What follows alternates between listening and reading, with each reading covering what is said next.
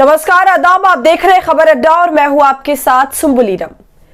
दोस्तों, इस वक्त चौतरफा सियासत गरमाई हुई है। कहीं नीतीश की चुप्पी, तो कहीं अमित शाह के बयान, तो कहीं छात्रों का प्रदर्शन और उस पर राजनेताओं की मौका परस्ती। और इन सबसे पहले जिस राज्य की पार्टी ने सबसे ज्यादा सुर्खियां बटोरी थी, उसकी चर्चा एक बार फिर से शुरू हो गई है। जी हाँ दोस्तों, दिल्ली में भले चुनाव आयोग ने अभी तक चुनाव की तारीखों का ऐलान नहीं किया है, लेकिन उससे पहले आम आदमी पार्टी ने दिल्ली का माहौल गरमा दिया है। सबसे पहले 70 के 70 उम्मीदवारों का ऐलान कर भाजपा के सामने यह चुनौती रख दी है कि अब केजरीवाल के सामने उनकी तरफ से चेहरा कौन होगा। वहीं कांग्रेस पिछले 2 चुनावों से अपना खाता खोलती नजर नहीं आ रही है और इस बार भी भले कांग्रेस ने उम्मीदवारों की 2 लिस्ट जारी कर दी हो, लेकिन अब तक के सर्वे और आंकड़े बता रहे हैं कि कांग्रेस का इस बार भी खाता खोलना आसान नहीं है।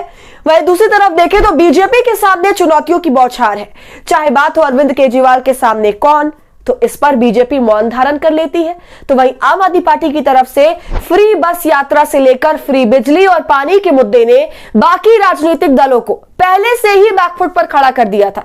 लेकिन अब महिलाओं को हर महीने 2100 रुपए देने हो या फिर बुजुर्गों का फ्री इलाज हो, उसने भाजपा की नींद उड़ा दी है।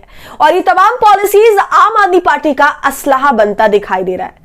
अब बीजेपी और कांग्रेस को समझ ही नहीं आ रहा कि इस चुनाव में फिर उनका वही हश्र होने वाला है जो 2015 और 2020 के चुनाव में हुआ। ऐसे में चुनाव से पहले कांग्रेस ने कुछ ऐसा कदम उठाया जिससे यह शक होता है कि कहीं भाजपा और कांग्रेस का कुछ ऐसा सीक्रेट गठबंधन तो नहीं हो गया। जी हाँ दोस्तों, अब ये बड़ा सवाल चारों ओर मंडरा रहा है, जिसका विस्तार से विश्लेषण हम इस वीडियो में करेंगे, तो वीडियो को अंत तक जरूर देखिए। दोस्तों, आम आदमी पार्टी के संयोजक अरविंद केजरीवाल ने ऐलान किया कि महिलाओं को महिला सम्मान राशि के रूप में अभी 1000 और सरकार बनने के बाद 2100 रुपए दिए जाएंगे।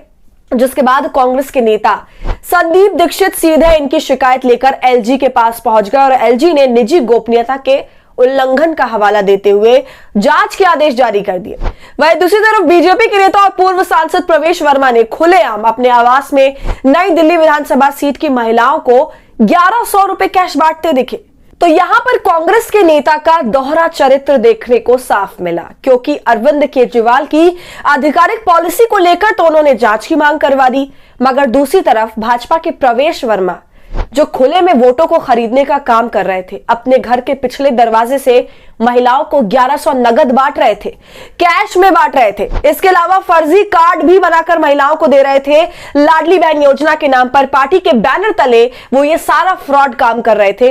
लेकिन इस पर ना तो पार्टी ने कुछ संज्ञान लिया, ना ही चुनाव आयोग ने कोई संज्ञान लिया और ना ही संदीप दीक्षित जैसे नेताओं के कान खड़े हुए। मगर केजरीवाल की योजनाओं से उन्हें बखूबी मिर्ची लगने लगी और पहुंच गए एलजी के पास जांच की मांग कराने को लेकर। तो दोस्तों, अब ये सवाल उठता है कि आखिर प्रवेश वर्मा ये पैसे कैसे बांट रहे हैं, क्यों इनके घर पर ईडी और सीबीआई की रेड अब तक नहीं पड़ी। और ऐसे में अब एक सवाल ये भी पैदा होता है कि एक पार्टी अगर अपनी चुनावी घोषणा में यह ऐलान करती है कि उनकी सरकार बनी तो वो महिला सम्मान राशि के रूप में महिलाओं को 2100 रुपए देगी, तो इसमें ऐसा क्या घोटाला था जिसकी शिकायत कांग्रेस नेता संदीप दीक्षित एलजी के पास लेकर चले गए और एलजी ने उनकी शिकायत पर तुरंत कार्रवाई करते हुए जांच के आदेश भी दे दिए। और वही संदीप दीक्षित बीजेपी नेता द्वारा कैश बांटने पर क्यों चुप्पी साधे हुए हैं? वो क्यों एलजी के पास नहीं गए कि कैश के बदले वोट खरीदने की जो साजिश बीजेपी के नेता कर रहे हैं? और तब शक और गहराता है कि क्या कांग्रेस ये नहीं चाहती है कि दिल्ली में एक बार फिर आम आदमी पार्टी की सरकार बने? क्योंकि कांग्रेस की शिकायत से यह साफ है कि वो भाजपा को खुली पिच दे रहे हैं बैटिंग करने के लिए। साथ ही सवाल यह भी है कि कैबिनेट से पास हो चुकी योजना पर महिला एवं बाल विकास विभाग ने उसे फर्जी बताकर विज्ञापन क्यों जारी किया? क्यों कांग्रेस भी बीजेपी के नक्शे कदम पर चलते हुए इस मुद्दे पर बीजेपी का साथ निभाया? क्यों कांग्रेस बीजेपी को उस तरह से नहीं घेर पा रही जैसे वो हमेशा उसे घेरती रही है?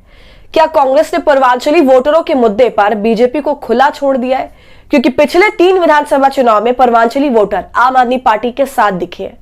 ऐसे में दिल्ली के एक आम वोटर के मन में यह सवाल उठेगा ही कि क्या बीजेपी और कांग्रेस ने सीक्रेट गठबंधन कर लिया है?